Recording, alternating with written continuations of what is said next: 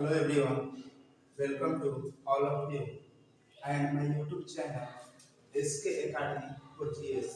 मैं Shiv Shakti Chauhan SK Academy for GS में आप सबों का एक बार पुनः स्वागत करता हूँ।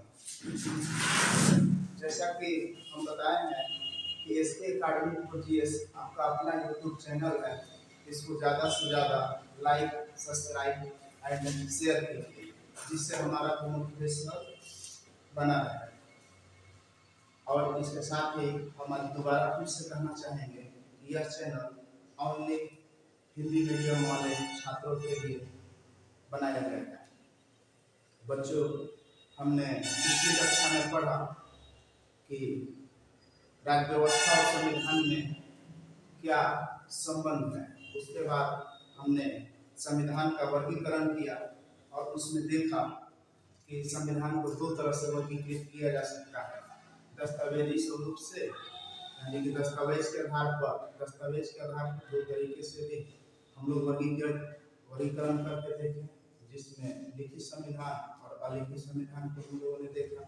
उसके बाद दूसरा में हम बात करें तो निहितार्थ के आधार पर हम लोगों ने देखा। तो निहितार्थ अर्थात एसेंस के आधार पर, उसको हमने मूल्यों के आधार पर भी कह सकते हैं। मूल्यों अर्थात वैल्यू के आधार पर भी संविधान को दो तरीके से हम लोगों ने बांट कर समझा। उसमें हम लोगों ने लोकतांत्रिक और अलोकतांत्रिक संविधान को एक दृष्टिकोण से देखते हुए हम लोगों ने संविधानवाद पर भी चर्चा की। उसके बाद थोड़ा सा बचा हुआ जो संवैधानिक नैतिकता है, उसको आज हम लोग खत्म कर लेंगे।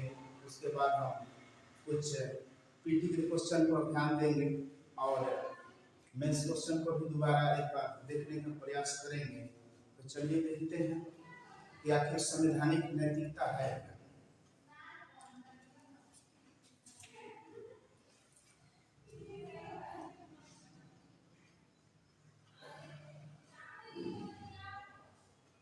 संवैधानिक नैतिकता,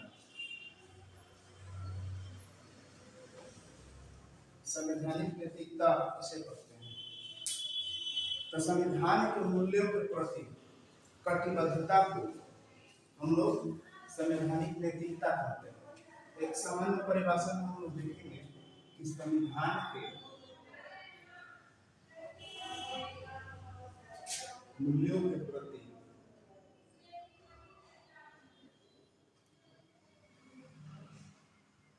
कटिबद्धता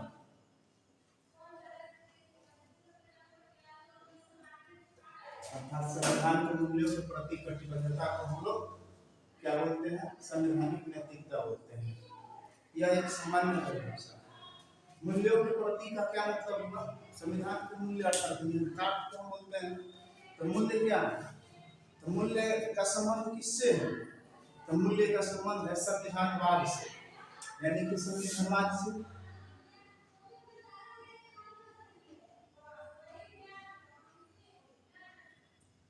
यानी कि अगर कोई भी देश संविधानवाद के प्रति जितना कटिबद्ध रहेगा, वह उतना ही अधिक संवैधानिक नैतिकता को प्राप्त किया हुआ होगा। यहीं पर संविधानवाद का मतलब क्या होता है? तो संविधानवाद का मतलब यह होता है कि विधि के शासन। जो संविधानवाद किसे कहेंगे? जहां जिस देश में विधि का शासन हो उसको हम लोग संविधानवाद कहेंगे। जिस देश में स्वतंत्र निष्पक्ष न्यायपालिका हो उसे हम संविधानवाद कहेंगे। जिस देश में स्वतंत्र निष्पक्ष चुनावी प्रक्रिया हो उसको हम लोग संविधानवाद कहेंगे। जिस देश में स्वतंत्र निष्पक्ष नौकरशाही हो उसको हम लोग क्या बोलेंगे? संविधानवाद कहेंगे। अगर नौकरशाही पर लोकशाही हावी हो जाए तो उसको हम संविधानवाद नहीं कहेंगे। अगर कोई आप लोग प्रशासनिक क्षेत्र में जाने वाले, अगर आप किसी जिले के कोई भी पदाधिकारी बनते हैं और कोई भी विधायक आपके ऊपर अगर हावी हो जाए किसी बात को लेकर के, तो वहां पर तो हमारा संविधान खतरे में पड़ जाएगा। इसलिए बोला गया है, संविधान में ही वर्णित किया गया है कि स्वतंत्र निष्पक्ष लोकशाही। अगर हम बात कर रहे हैं कि स्वतंत्र एवं निष्पक्ष चुनावी प्रक्रिया, तो इसका मतलब यह हुआ कि स्वतंत्र एवं निष्पक्ष चुनावी प्रक्रिया मतलब कि चुनाव चुनाव प्रक्रिया कैसा होना चाहिए, एकदम स्वतंत्र होना चाहिए, निष्पक्ष होना चाहिए। अगर चुनाव चुनाव हो, वो अलग बात है कि कहीं पर पेटियां लूट ली जाती है, कहीं पर ईवीएम से छेड़छाड़ कर दिया जाता है, वो अलग बात है। लेकिन जो काउंटिंग होना चाहिए एकदम निष्पक्ष तरीके से होना चाहिए, यह हमारा संविधान बात कहता है, जिसका वर्णन हम लोग संविधान में भी देखते हैं। अगर आगे बात करें तो सामाजिक न्याय की बात करता है संविधान, बात लैंगिक न्याय की बात करता है, और इतने सारे बिंदु जिस देश में उसको हम लोग क्या कहेंगे, संविधान बात करेंगे। और इसके अलावा यदि हम बात करें भारतीय संविधान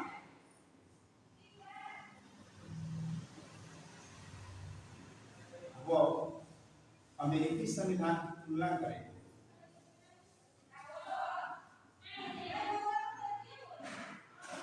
तो हम पाते हैं कि संवैधानिक नैतिकता वहां के लोगों में अर्थात अमेरिका के लोगों में हम लोगों से अधिक है। क्योंकि अगर हम एक पक्ष को देखते हैं लैंगिक न्याय में हम लोग क्या देखते हैं, तो लैंगिक न्याय में हम लोग देखते हैं कि वहां पर लड़कों लड़कियों में कोनो खास भेदभाव नहीं किया जाता है, यानी कि औरतों और पुरुषों में कोई खास भेदभाव नहीं किया जाता है। क्यों? और यहाँ पर कैसे भेदभाव हम देखते हैं, तो भेदभाव हम लोग इस आधार पर देखते हैं कि अगर हमारे घर में ही अपने हम घर में ही देखें, तो अगर घर में कोई लड़का, घर का कोई भी लड़का हो और वह है अगर 10 बजे रात को भी घर आता है, 12 बजे रात को भी घर आता है, तो उससे कोई खास सवाल जवाब नहीं किया जाता है। अब वहीं अगर घर की कोई भी लड़की, कोई भी महिला अगर 10 बजे 11 बजे 12 बजे रात को घर आवे, तो वहाँ पर हम लोग देखते हैं कि तरह तरह के क्वेश्चन किए जाते हैं, घर से लेकर बाहर तक क्वेश्चन किए जाते हैं, समाज तक ले क्वेश्चन किए जाते हैं। तो उस आधार पर हम लोग देखते हैं कि जो लैंगिक न्याय उसमें अमेरिका या पश्चिमी देश, जितने भी पश्चिमी देश हैं वो हम लोगों से अच्छी स्थिति में, अच्छी बेटर स्थिति में, यानी कि अमेरिकी संविधान में के लोगों में संविधानवाद अधिक है, असंविधानवाद अधिक है। तो उसका कारण क्या है, संवैधानिक नैतिकता। अगर संवैधानिक नैतिकता अधिक है तो इसका मतलब संविधानवाद अधिक है, और जहाँ पर संविधानवाद अधिक है तो वहाँ पर अधिक लोकतांत्रिक देश हो गया। और वहाँ पर क्या होगा, डिग्री ऑफ डेमोक्रेसी क्या होगा, अधिक होगा, डिग्री ऑफ डेमोक्रेसी अधिक होगा। तो इस आधार पर हम लोग संवैधानिक नैतिकता को हम लोगों ने देख लिया। अब आगे हम बात करने जा रहे हैं, क्योंकि सिविल सर्विसेज का प्लेटफॉर्म है और इसमें हमने बात किया है कि पीटी को भी पढ़ाया जाएगा और साथ साथ मेंस को भी क्वेश्चन पर चर्चा करते हुए भी किया जाएगा। तो जिसमें हम लोग ने कुछ मेंस के क्वेश्चन है पर चर्चाएं की। मेंस के क्वेश्चन के बाद यदि हम पीटी क्वेश्चन पर आते हैं, तो पीटी क्वेश्चन में अर्थात ऑब्जेक्टिव टाइप के क्वेश्चन, तो ऑब्जेक्टिव टाइप के क्वेश्चन की यदि बात किया जाए तो इसमें एग्जामिनर यह पूछना चाहता है कि जो भी इनपुट इसमें दिए जाते हैं, जो भी ऑप्शन बनते हैं, तो उसमें से अधिकतर ऑप्शन आपको देखने से लगता है ऐसा कि सही है, लेकिन यहाँ पर एग्जामिनर आपसे उपयुक्त, जो सबसे उपयुक्त उसका आंसर हो, वही आपसे जानना चाहता है। तो हम कुछ क्वेश्चन कर रहे हैं यहाँ पर। आप लोग जो 3 दिन क्लास किए हैं उस क्लास के अंतर्गत देखिएगा कि आपका कितना सही हो रहा है और कितना गलत हो रहा है। तो अगर जो भी लोग वो अगर तीनों वीडियो क्लियर रूप से देखे होंगे तो शायद हम कह सकते हैं कि वे लोग भली भांति अच्छी तरीके से उस क्वेश्चन का जवाब दे पाएंगे। तो चलिए हम क्वेश्चन लिखते हैं।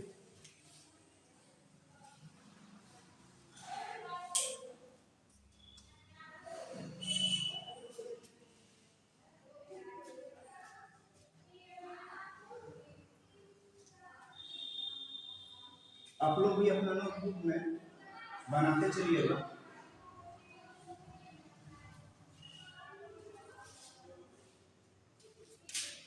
ऑब्जेक्टिव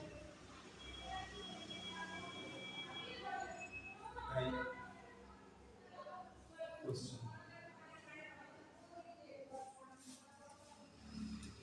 क्वेश्चन का आधार क्या होता है? दिया हुआ आता है निर्देश, निर्देश आगे कुछ लिखा रहता है।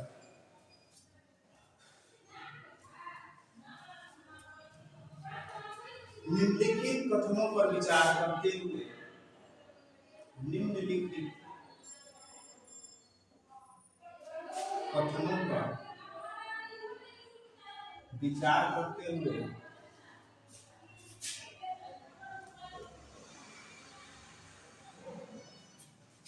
सही कूट का चयन करें।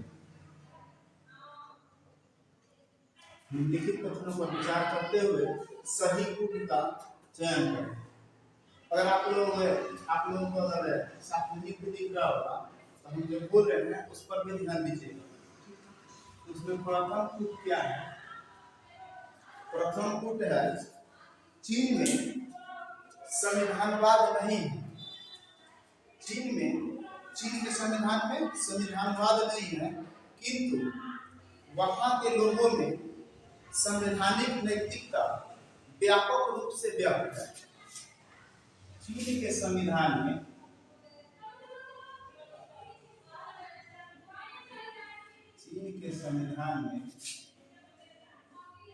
संविधानवाद नहीं है,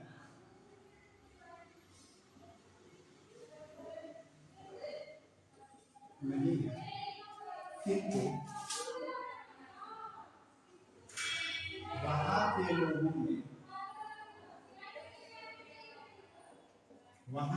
में संवैधानिक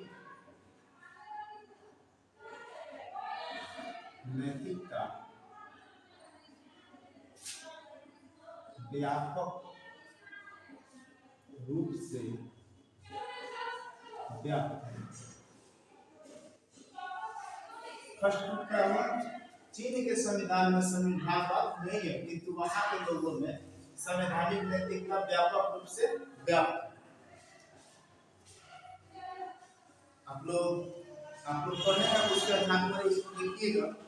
दूसरा है कि अभियुदित संविधान लिखित संविधान की तुलना में अधिक प्रगतिशील होता है। अभियुदित संविधान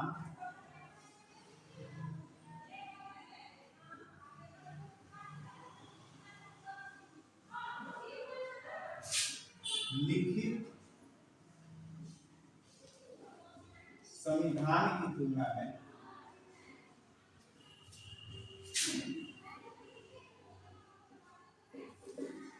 अधिक प्रगतिशील होता है।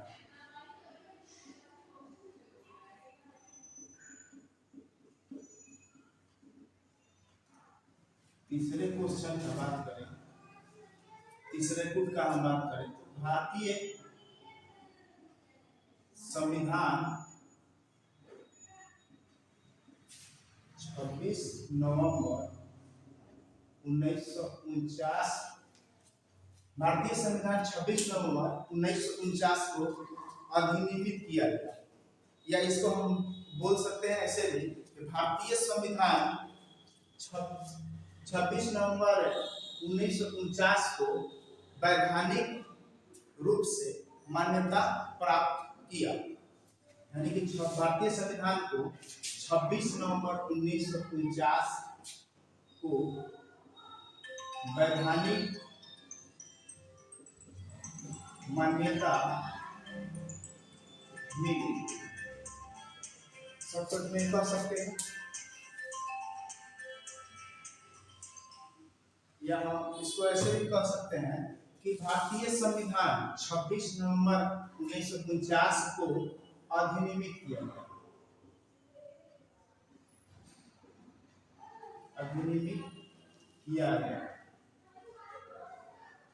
भारतीय संविधान को 26 नवंबर 1949 को अधिनियमित किया गया। अब इसमें आपका ऑप्शन है, ए है केवल एक, केवल एक। ऑप्शन बी का हम बात करें तो केवल एक और दो। ऑप्शन सी का बात करें तो केवल एक और तीन। ऑप्शन डी का हम यदि बात करें तो ऑप्शन डी है उपर्युक्त सभी।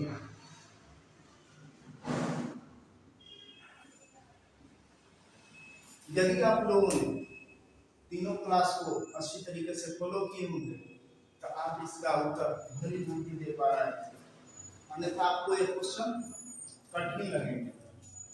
है ये तो कठिन है नहीं, लेकिन आप अगर ये क्लास को फॉलो नहीं करते हैं तो कठिन लगेंगे। तो चलिए ऑप्शन हम देखते हैं। तो पहला जो एक नंबर पर दिया हुआ है, चीन में संविधानवाद नहीं, संविधानवाद है किंतु वहां के लोगों में संवैधानिक नैतिकता, चीन के संविधान में संविधानवाद नहीं है किंतु वहां के लोगों में संवैधानिक नैतिकता व्यापक रूप से व्याप्त है। आप अगर क्लास को अच्छे से फॉलो किए होंगे तो उसमें देखे होंगे कि जिस देश में संविधानवाद नहीं है वहां पर संवैधानिक नैतिकता की बात की ही नहीं जा सकती है। इसको हम इस तरीके से भी सोच सकते हैं। एग्जाम्पल, अगर हम एग्जाम्पल का बात करें तो ये भी हम कह सकते हैं कि मान के चलिए ऐसा कभी नहीं कहा जा सकता कि जहां पर अखाड़ा ही नहीं है तो वहां पर लोगों को पहलवान कर सकते हैं, नहीं कर सकते। यदि अखाड़ा ही नहीं है, मैदान ही नहीं है तो पहलवान वहां के लोग कहेगा पहलवान, कैसे पहलवान होंगे? जब तक अखाड़ा ही नहीं रहेगा तो पहलवान तो होंगे नहीं। तो वैसे भी हमने जब लोकतांत्रिक संविधान का बात कर रहे थे तो उसमें हम बताए थे कि चीन के संविधान पर हमने चर्चा किया था कि वहां का संविधान में संविधानवाद है नहीं। तो जब संविधानवाद नहीं है तो निश्चित रूप से संवैधानिक नैतिकता भी नहीं होगी। तो फर्स्ट ऑप्शन आपका गलत है। सेकेंड ऑप्शन पर आते हैं तो सेकेंड ऑप्शन दिया हुआ है अभियुक्त संविधान लिखित संविधान की तुलना में अधिक प्रगतिशील होता है। चलिए इसको देखते हैं। तो हम कहते हैं अभियुक्त संविधान से क्या तात्पर्य है? अभियुक्त संविधान को हम लोग अलिखित संविधान भी कहते हैं। अलिखित संविधान को इसी कहते हैं। अच्छा, यहाँ बात किया गया है अधिक प्रगतिशील, और लिखित को अधिनियमित बोला जाता है। तो जब हम क्लास में हम बता रहे थे अभियुक्त बनाम अधिनियमित, तो उसमें हम बताए थे, या लिखित बनाम अलिखित बताए थे, तो उस समय हम बता रहे थे हम लोग को कि अलिखित संविधान पुरानी परंपरा या रूढ़िवादी परंपराओं पर आधारित होता है, जबकि लिखित संविधान के लिए खास तिथि को निर्धारित किया जाता है, जिस कारण इसको अधिनियमित बोला जाता है और जिस कारण इसको अभियुक्त कहा जाता है। अभियुक्त का मतलब होता है कि उसके संविधान कैसे होते हैं।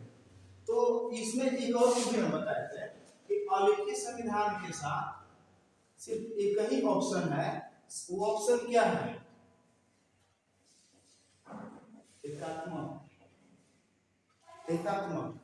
और जबकि लिखित संविधान के साथ क्या है? एकात्मक, संघात्मक या फिर अर्धसंघात्मक या अर्धएकात्मक या अर्धएकात्मक।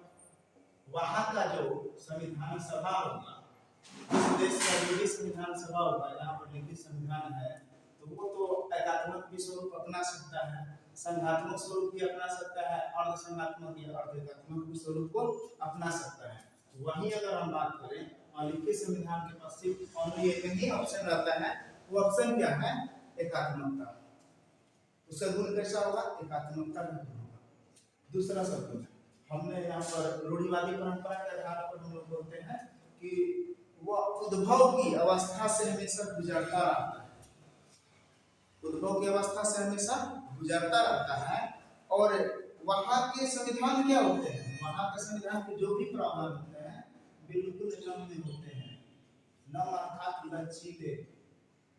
कैसे होते हैं, लचीले, लचीले होते हैं। जबकि लिखित संविधान के स्वरूप का अगर हम बात करें, इसके प्रावधान का अगर हम बात करें, तो यहाँ का प्रावधान नम्य भी हो सकता है, अनम्य भी हो सकता है, और नम्य व अनम्य का मिश्रण भी हो सकता है, मिश्रण भी हो सकता है। जैसे भारत ने अपनाया है नम्य और अनम्य का मिश्रण को अपनाया है। तो यहाँ का संविधान क्या है, लचीले हैं, लचीले हैं, लचीले हैं। इस वजह से वहाँ के प्रावधान को कभी भी हम चाहें अगर, तो उसको हम लोग आसानी से बदल सकते हैं। लेकिन यथा संशोधन की प्रक्रिया वहाँ पर बहुत ही आसान है। संशोधन की प्रक्रिया अगर आसान है तो वह क्या रहेगा, हमेशा प्रगतिशील अवस्था में रहेगा। वहाँ के संविधान में संशोधन करना आसान है, किंतु लिखित संविधान वाले देश में जहाँ का या तो अनम्य हो, कठोर हो या मिश्रण हो, वहाँ के प्रावधानों में अगर हम बात करें कि वहाँ के प्रावधानों को अगर संशोधन की बात करें, तो वहाँ के प्रावधानों का संशोधन करना बहुत ही मुश्किल है। जबकि यहाँ का प्रावधान यानी पुरानी रूढ़ी परंपरा पर आधारित था, फिर उसको क्या किया जाए, फिर कोई परंपरा है उसको ऐड करना है, उसको ऐड आराम से किया जा सकता है। उस आधार पर हम देखते हैं कि ऑप्शन बी क्या है, ऑप्शन दूसरा ऑप्शन है सही है। तीसरा ऑप्शन, भारतीय संविधान को 26 नवंबर 1949 को अधिनियमित किया गया, या उसने 26 नवंबर 1949 को वैधानिक मान्यता प्राप्त किया। भारतीय संविधान ने 26 नवंबर 1949 को वैधानिक मान्यता प्राप्त की, वैधानिक मान्यता मिली भारतीय संविधान को। या फिर हम यूं कहें कि भारतीय संविधान 26 नवंबर 1949 को अधिनियमित किया गया। हाँ, इसका वर्णन क्या है, इसका वर्णन जब हम लोग जेवली संविधान का जो फर्स्ट पेज खोलेंगे तो वहां पर जो प्रस्तावना है, प्रस्तावना में साफ साफ लिखा गया है अंतिम पंक्ति में कि 26 नवंबर 1949 को अंगीकृत किया जाता है।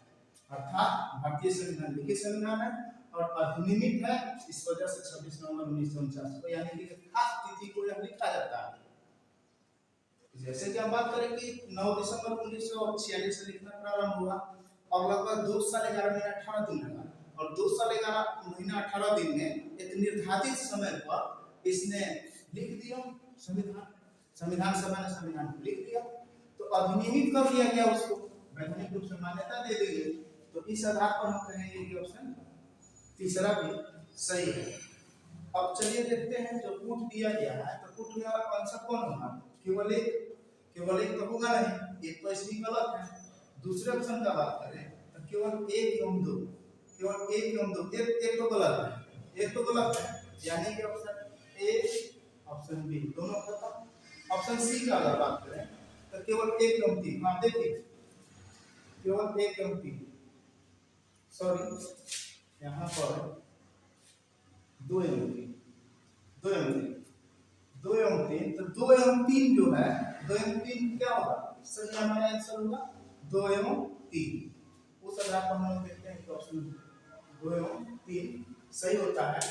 और यदि हम क्लास फॉलो करेंगे तो आसानी से इस तरह के क्वेश्चन का हम लोग जवाब दे पाएंगे। तो चलिए आगे बढ़ते हैं, अब दूसरा क्वेश्चन देखते हैं।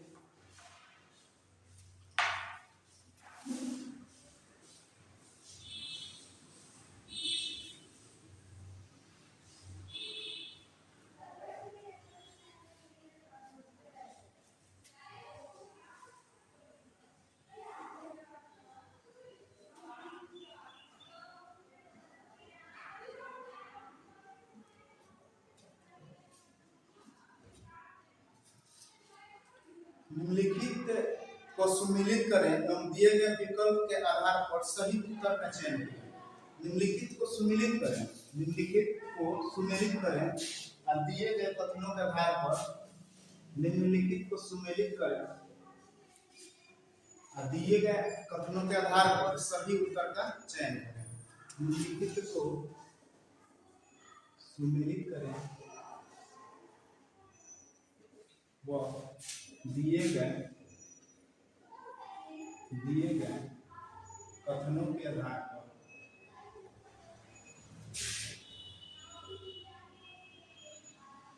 सही उत्तर या सही उत्तर का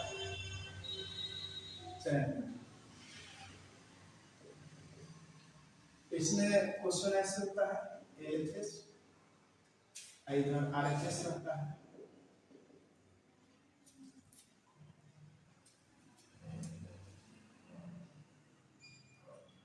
एक दो तीन चार इसमें रहता है, एक दो तीन चार आता है। तो जैसे हम एक का बात करें, एक में मान के चलिए कि इंग्लैंड का संविधान है, दो में अमेरिका का संविधान है, तीन में भारत का संविधान यानी कि इंग्लैंड का संविधान,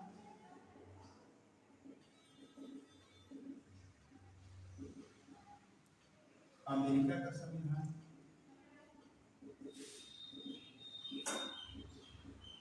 भारत का संविधान और इजराइल।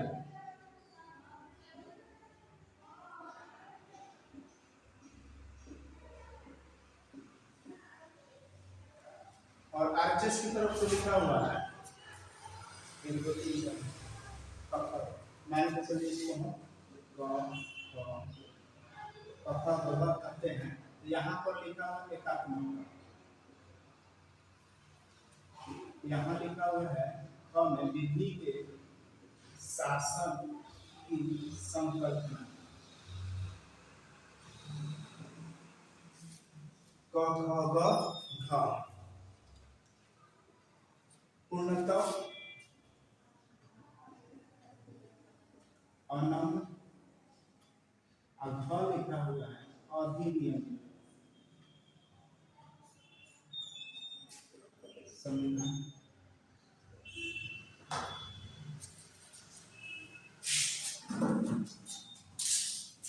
यहाँ पर लिखा हुआ है सही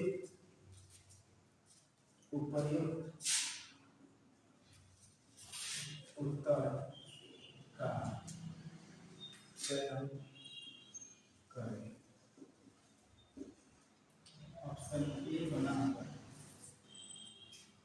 ए बी सी डी, यहाँ पर आपको एक दो तीन चार, एक दो तीन चार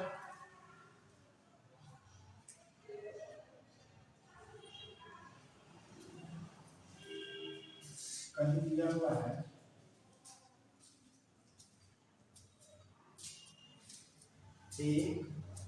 एक का एक क ख ग घ, फिर दिया है ख ग घ क, फिर दिया है ख क ग घ, फिर है आपका ख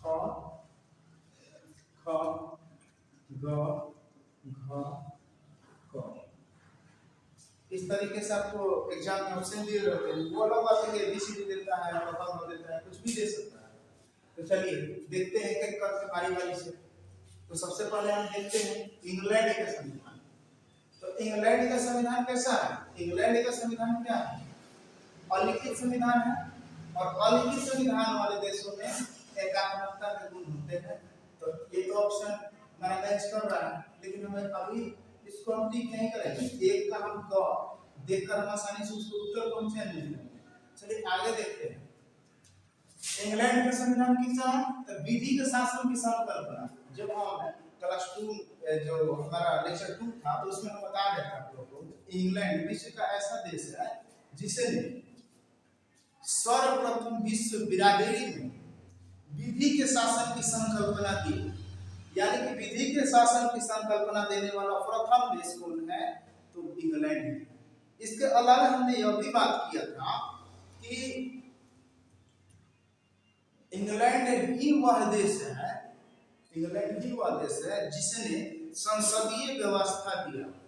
पूरा विश्व में अगर संसदीय व्यवस्था देने का फर्स्ट अगर किसी को फर्स्ट देश का हम अगर बात करें तो वह भी देश कौन है? इंग्लैंड है।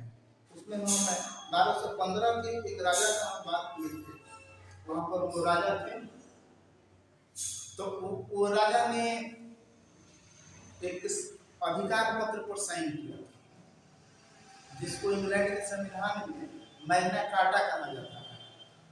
तो वहां पर उसी समय हम कुछ कथन का बात कर रहे थे और उसमें हमने बोला था कि आप लोग इसको लिख लीजिए। तो वहां पर हम लिखवाए थे कि पूरे विश्व को विधि के शासन एवं संसदीय व्यवस्था देने वाला देश कौन है? इंग्लैंड है।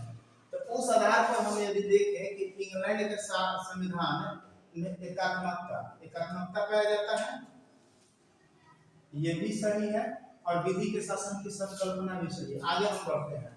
तीसरा ऑप्शन दिया हुआ है पूर्णतः अनंत। तो पूर्णतः अनंत तो हो नहीं सकता। पूर्णतः अनंत इसलिए नहीं हो सकता क्योंकि यह कैसा संविधान है? अलिखित संविधान है। अलिखित संविधान का स्वरूप, प्रावधानों का स्वरूप कैसा होता है? नम होता है, यानी कि इंग्लैंड के संविधान कैसा लचीला है, उसको आसानी से बदला जा सकता है, रूढ़िवादी परंपरा पर आधारित है। तो चलिए ये तो होगा नहीं, तो यही तो बच रहा है। तीसरा हम बात करें, चौथा ऑप्शन का बात करें तो अधिनियमित संविधान। अधिनियमित तो होगा नहीं, अधिनियमित तो किसी भी अवस्था में नहीं हो सकता। अधिनियमित इसलिए नहीं हो सकता क्योंकि वहां का संविधान कैसा है? अभियुदित है। हम इससे पिछला क्वेश्चन को भी आप लोग देखिएगा तो अभियुदित है क्योंकि निरंतर विकास की प्रक्रिया से गुजरता रहता है। चलिए इसमें हम अभी दो ऑप्शन को रखते हैं। अभी क्लियर हमारा ये नहीं हो पाया, यानी कि ये ग और ग तो होगा नहीं। इंग्लैंड के संविधान के लिए दो ऑप्शन मेरे पास है। तीसरा हम बढ़ते आगे, अमेरिका का संविधान। तो अमेरिका का संविधान तो एकात्मक भी हो सकता है, एकात्मक भी हो सकता है, संघात्मक भी हो सकता है, अर्धसंघात्मक भी हो सकता है, क्योंकि यह संविधान कैसा है? लिखित संविधान है। लिखित संविधान उस आधार पर एकात्मक भी हो सकता है, संघात्मक भी हो सकता है, और यदि हम बात करें तो एकात्मक हो सकता है, संघात्मक हो सकता है, अर्धसंघात्मक या अर्ध-एकात्मक हो सकता है। ख ऑप्शन का हम यदि बात करें तो ख ऑप्शन का बात करें तो विधि के शासन की संकल्पना, तो हाँ यह भी सही है। अमेरिका के संविधान में विधि के शासन की संकल्पना है। और वो अलग बात है क्योंकि अमेरिका का संविधान कैसा है? अमेरिका के संविधान में संविधानवाद है और संविधानवाद ही डिफाइन करता है तो वहां विधि में विधि का शासन होना अनिवार्य है। उस आधार पर हम देखते हैं कि ये भी ऑप्शन सही है। तीसरे ऑप्शन का बात करें तो अमेरिका का संविधान। तो अमेरिका का संविधान में अगर दो ऑप्शन का हम बात करें तो दो ऑप्शन में दिया हुआ है पूर्णतः अनंत। पूर्णतः अनंत का मतलब क्या हुआ? बिल्कुल कठोर। देखिए ये ऑप्शन, तो हम जब क्लास में दूसरा हम डिफाइन कर रहे थे तो वहां पर हम बताए थे कि पूर्णतः अनंत है अमेरिका का संविधान, यानी कि पूर्ण रूप से कठोर है, उसको जल्दी बदलना आसान नहीं है। इस आधार पर यह भी ऑप्शन सही है। और अमेरिका के संविधान को अधिनियमित किया गया, ये भी सही है। तो उस आधार पर तो अमेरिका के लिए चारों ऑप्शन खुला है। अमेरिका के लिए तो चारों ऑप्शन खुला है, वो किसी ऑप्शन के साथ जा सकता है। इंग्लैंड के लिए दो ऑप्शन खुला है। अभी तक में हम तो किसी भी आंसर पर पहुंच नहीं पाए हैं। यहाँ पर हमारा ऑप्शन क्या देता है? उपर्युक्त उत्तर का चयन करें, उपर्युक्त सबसे जो उपर्युक्त। तीसरा हम बात करते हैं अमेरिका का, भारत का संविधान। तो भारत का संविधान कैसा है?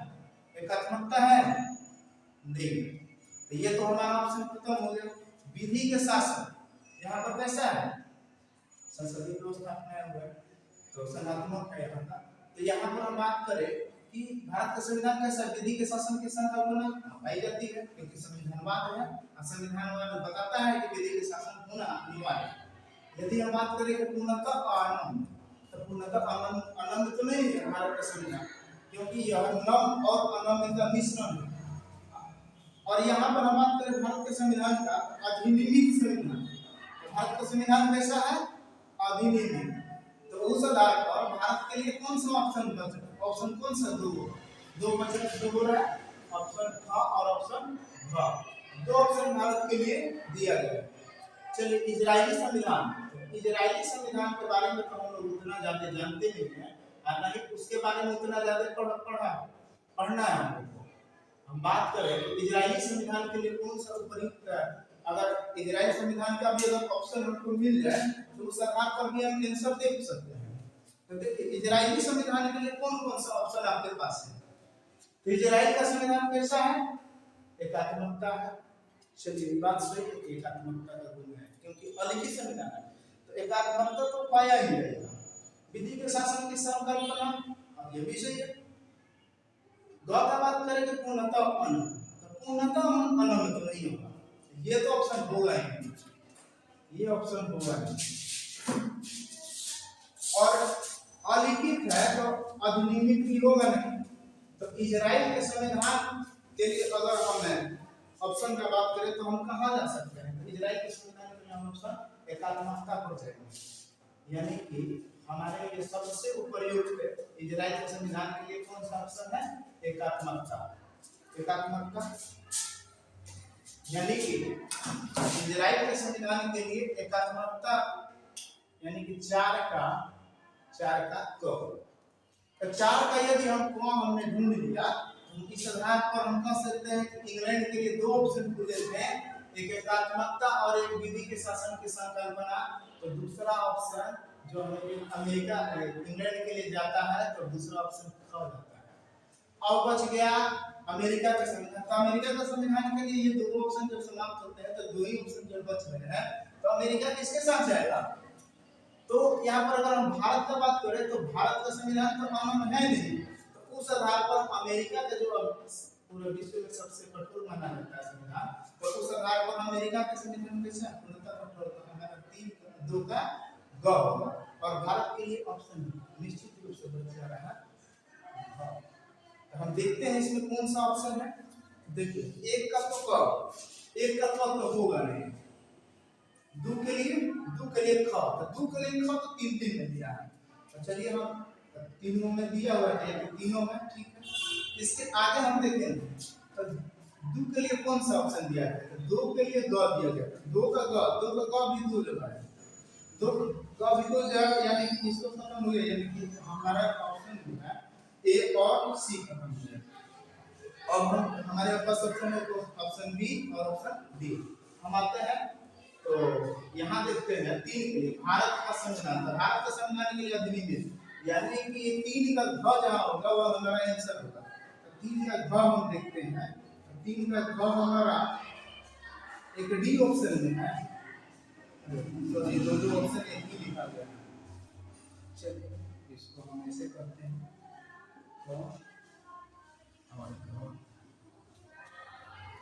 तो देखिए भारत के संविधान के लिए ऑप्शन कौन सा बच रहा है, वह ये भी हो गया, ये भी तो हो गया, इसके हमारा ऑप्शन कौन सा है, डी।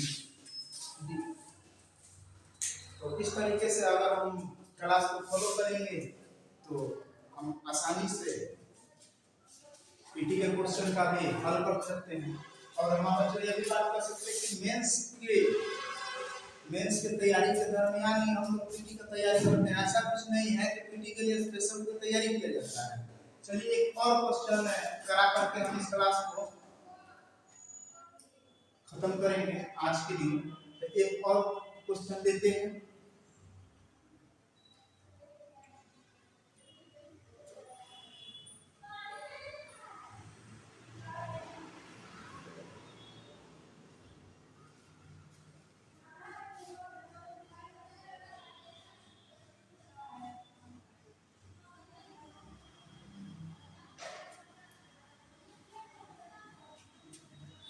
निर्देश में दिया हुआ है निम्नलिखित कथनों पर विचार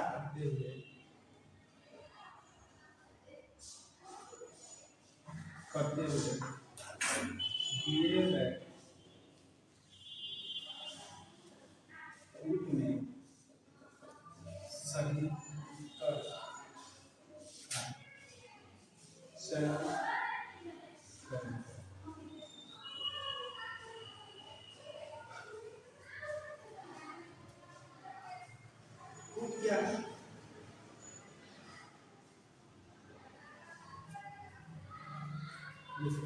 क्या है, भारतीय संविधान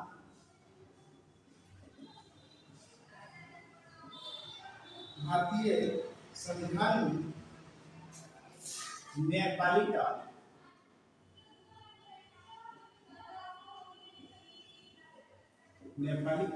विधायिका व कार्यपालिका के कार्यों की समीक्षा कर सकती है। दूसरा है ब्रिटिश संविधान।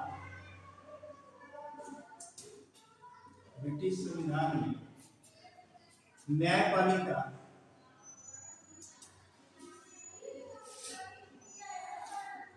कार्यपालिका के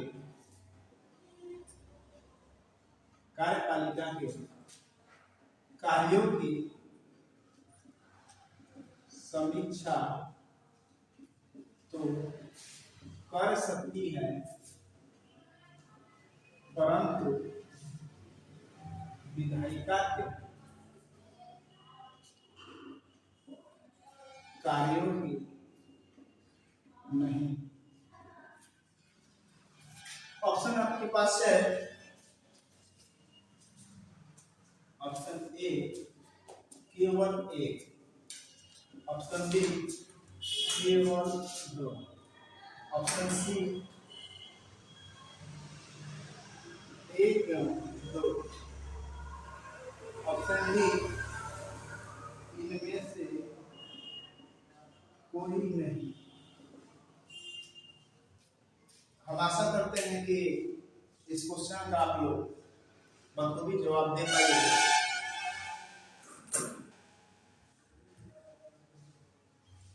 देखिए हम देखते हैं जो एक नंबर है कि भारतीय संविधान में न्यायपालिका विधायिका एवं कार्यपालिका के कार्यों की समीक्षा कर सकती है। भारतीय संविधान में न्यायपालिका यानी कि जुडिशियरी किसके कार्यों की समीक्षा, विधायिका एवं कार्यपालिका के कार्यों की समीक्षा कर सकती है। विधायिका लेजिस्लेटिव, कार्यपालिका अर्थात एक्जीक्यूटिव, यानी कि इसके कार्य मतलब ये सर्वोच्च स्थान पर, इसको हम ऐसे बोले या ऐसे, ठीक। यानी कि यहाँ पर जो ऑप्शन है, ऑप्शन किसके लिए बनाया है? यहाँ पर जो ऑप्शन बना है, एक ऑप्शन क्वेश्चन हमारा ये क्वेश्चन ये है, यानी कि न्यायपालिका यदि चाहे तो विधायिका हो या कार्यपालिका हो या विधायिका हो, दोनों के कार्यों की समीक्षा कर सकती है। ऑप्शन सही है, क्योंकि भारत का संविधान कैसा है? भारत का संविधान लिखित संविधान है, और लिखित संविधान वाले देशों में सर्वोपरि स्थान किसका? तो सर्वोपरि स्थान है न्यायपालिका का। न्यायपालिका किसी भी कार्य के, यानी कि कार्यपालिका हो या विधायिका हो, दोनों के कार्यों की समीक्षा आराम से कर सकती है।